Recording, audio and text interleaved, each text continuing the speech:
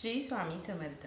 प्रियांका शिंदे या यूट्यूब चॅनलमध्ये मी तुम्हा सर्वांचं मनापासून स्वागत करते.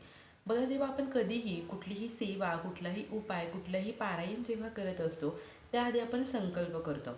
कारण असं म्हटलं जातं की संकल्प केल्याशिवाय ती सेवा, तो उपाय, ते जे पारायण आहे ते सिद्धी प्राप्ती होत नाही किंवा 100% त्याची फलप्राप्ती होत नाही. किंवा संकल्प केल्याशिवाय आपण जे काही पारायण करतो, जे काही सेवा उपाय करतो, तर ते आपल्याला त्याचं संपूर्ण पुण्यफळ हे मिळत नाही.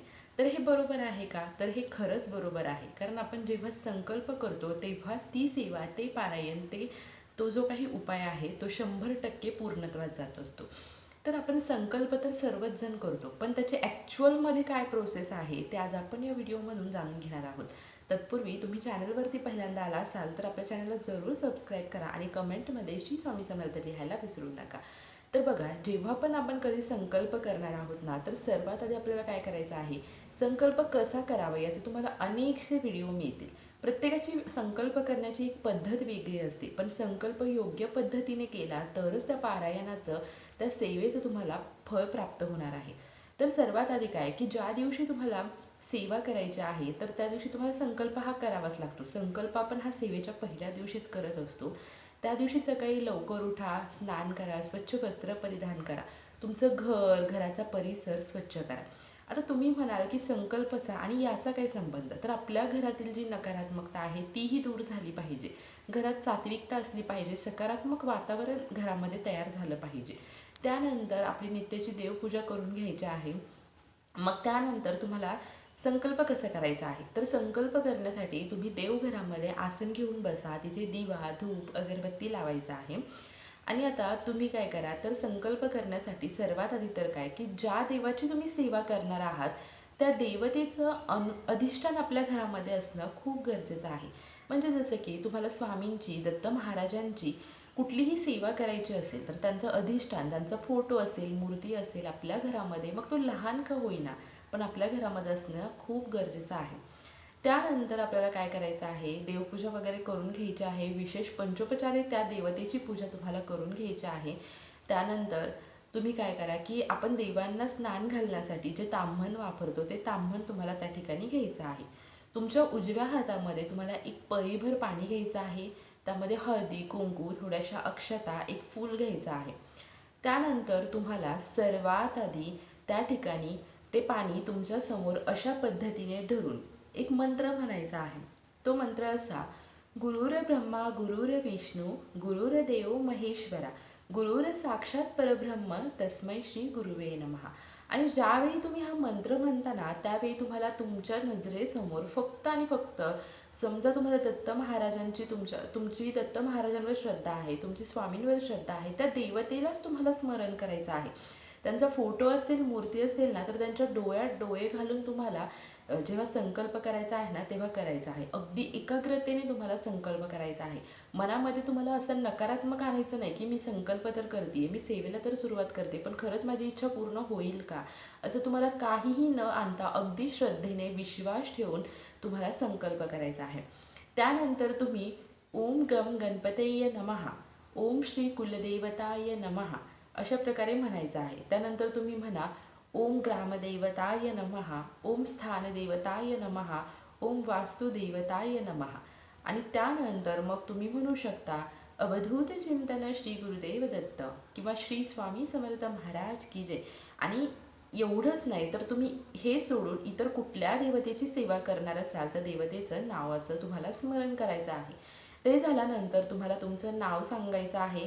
संपूर्ण नाव तुम्हाला सांगायचं आहे. आता जसं की माझं नाव प्रियांका शिंदे, गोत्र सांगायचं आहे. जर तुम्हाला गोत्र माहिती नसेल तर तुम्ही काश्यप बोला. माझं गोत्र काश्यप.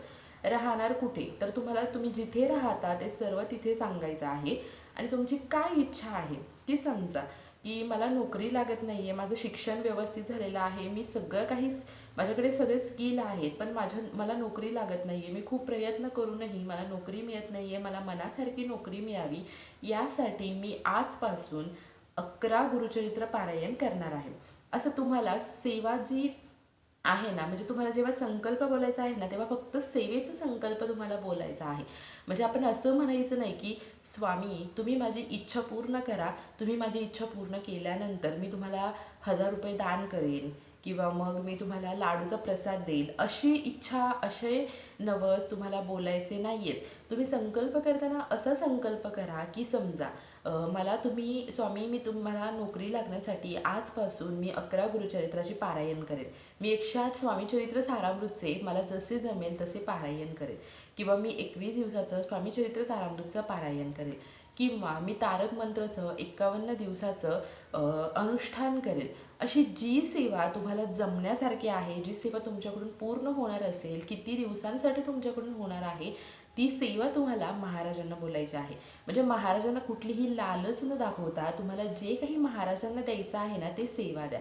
महाराज म्हणतात, मला तुमच्या सोन्या, नाण्या, पैसे याचा मोह नाहीये. मला फक्त तू तुझा वेळ दे, तुझी श्रद्धा माझ्यावरती असायला हवी. तू नियमितपणे माझी सेवा कर आणि तू मला जे काही देणार आहेत ना एखाद्या गोष्टीच्या बदल्यात, तर ती मला सेवा दे, असं महाराज स्वतः म्हणतात. त्यामुळे तुम्हाला जर खरंच काही द्यायचं असेल ना, तर सेवाच महाराजांना द्या. पैसे, नाणे, सोने हे असलं तुम्ही काहीही देऊ नका. तो आपला एक वेगळा सेवेचा भाव असतो. पण तुम्हाला जे काही द्यायचं आहे ते सेवा द्या. तुम्ही म्हणा, की मी अक्कलकोटला दर्शनाला येईन आणि कधीही आपली इच्छा पूर्ण होण्याची वाट पाहू नका. ज्या दिवशी तुम्ही संकल्प केलाय ना, त्याच दिवशी किंवा त्याच्या दुसऱ्या दिवशी लगेच सेवेला सुरुवात करा. तुम्ही म्हटलायत ना, की मी 11 गुरुचरित्र पारायण करेल, तर आजपासूनच तुम्ही संकल्प केला तर आजपासूनच सेवेला सुरुवात करा. तुम्ही वाट पाहत बसू नका, की महाराज माझी इच्छा पूर्ण करतील, मग मी त्यानंतर 11 गुरुचरित्र पारायण करेल. असं तुम्ही चुकूनही करायचं नाही. ज्या दिवशी संकल्प केलात ना, त्याच दिवशीपासून पारायण करायला सुरुवात करा. मग बघा तुम्हाला नक्कीच अनुभव येईल. कारण आपण पुढच्या फळाची अपेक्षा न ठेवता जेव्हा आपण श्रद्धेने ती सेवा करायला सुरुवात करतो ना, तेव्हा त्या सेवेचं आपल्याला संपूर्ण पुण्यफळ हे प्राप्त होत असतं. ते बोलून झाल्यानंतर ते जे पाणी आहे ते तुम्हाला दत्त महाराजांच्या चरणापाशी किंवा स्वामींच्या चरणापाशी किंवा ज्या देवतेसाठी तुम्ही संकल्प केलाय त्यांच्या चरणापाशी सोडायचं आहे. अशा प्रकारे तुम्हाला संकल्प करून त्याच दिवशीपासून सेवेला सुरुवात करायची आहे. जो व्यक्ती या पद्धतीने संकल्प करतो, या पद्धतीने सेवेला सुरुवात करतो, त्याला अनुभव आल्याशिवाय राहत नाही. त्याची कितीही कठीणात ती कठीण इच्छा असू द्या, ती पूर्ण होते, संकट दूर होते आणि सर्वात महत्त्वाचं त्या देवतेचा कृपा आशीर्वाद तुम्हाला मिळतो. तर आजपासून तुम्हीही कुठलाही उपाय करण्यापूर्वी, कुठलीही सेवा करण्यापूर्वी, कुठलंही पारायण करण्यापूर्वी संकल्प नक्की करा आणि तो या विशिष्ट पद्धतीने करा. तुम्हाला नक्कीच अनुभूती येईल. झालेली सेवा मी महाराजांच्या चरणी रुजू करते. व्हिडिओ आवडला असेल तर लाईक, शेअर, कमेंट नक्की करा. Shri Swami Samarth. Bless you all.